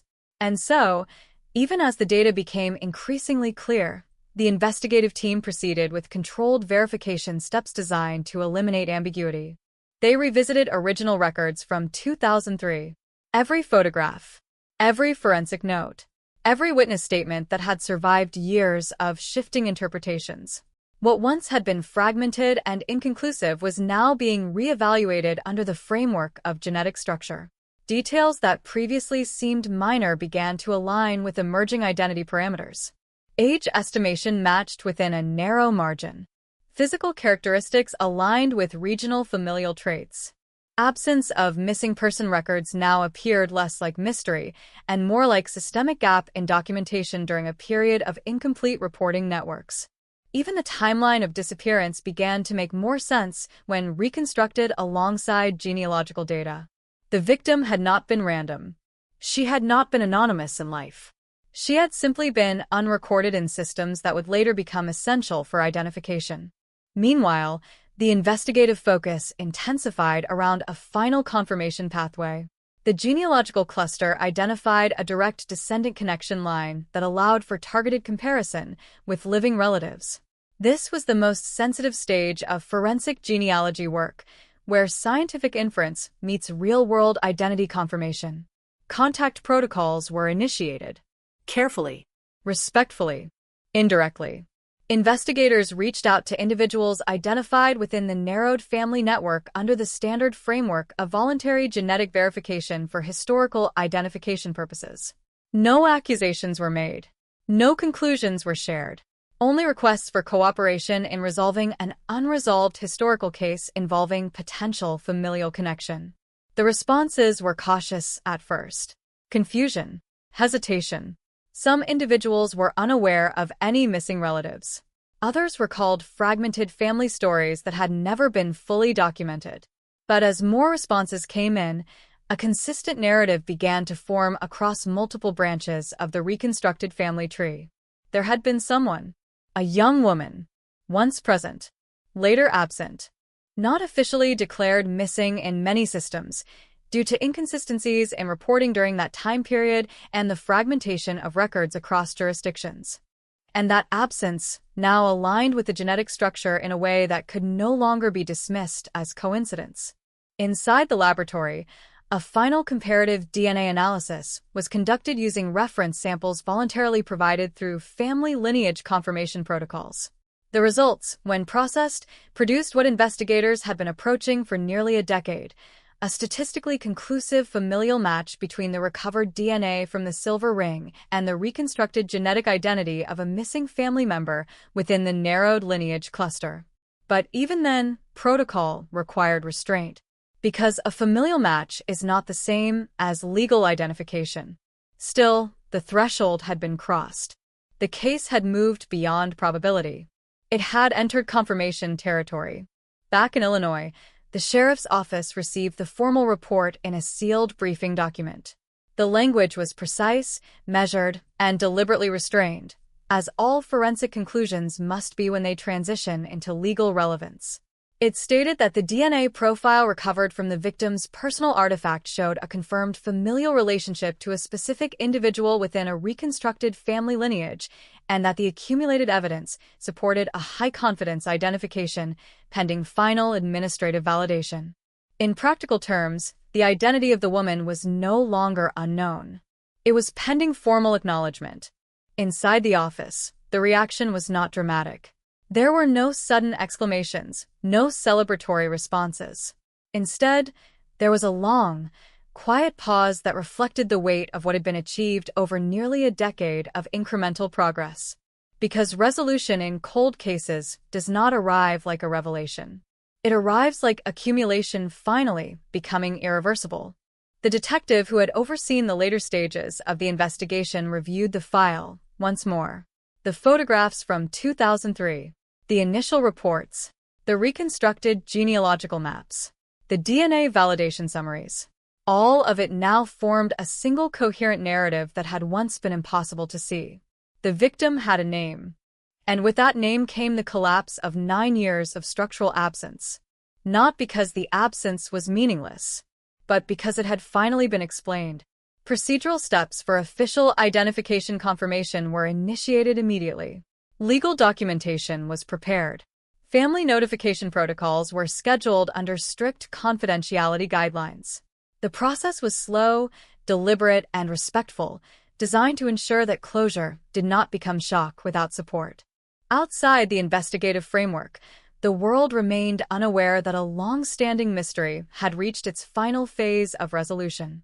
The grain facilities still operated. Roads still carried their familiar traffic.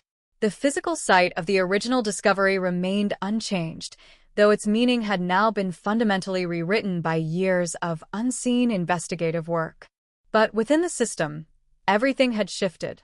The case was no longer open in the same sense it had been for years. It was transitioning from unresolved to resolved, from unknown to identified, from absence to restored presence. Still, one final step remained before the transformation could be considered complete: official confirmation of identity through administrative finalization and legal recognition. Until that step was complete, the case existed in a narrow space between two states, no longer a mystery, but not yet a closed record. And in that space, everything that had been unknown for nearly a decade was finally about to be given a name.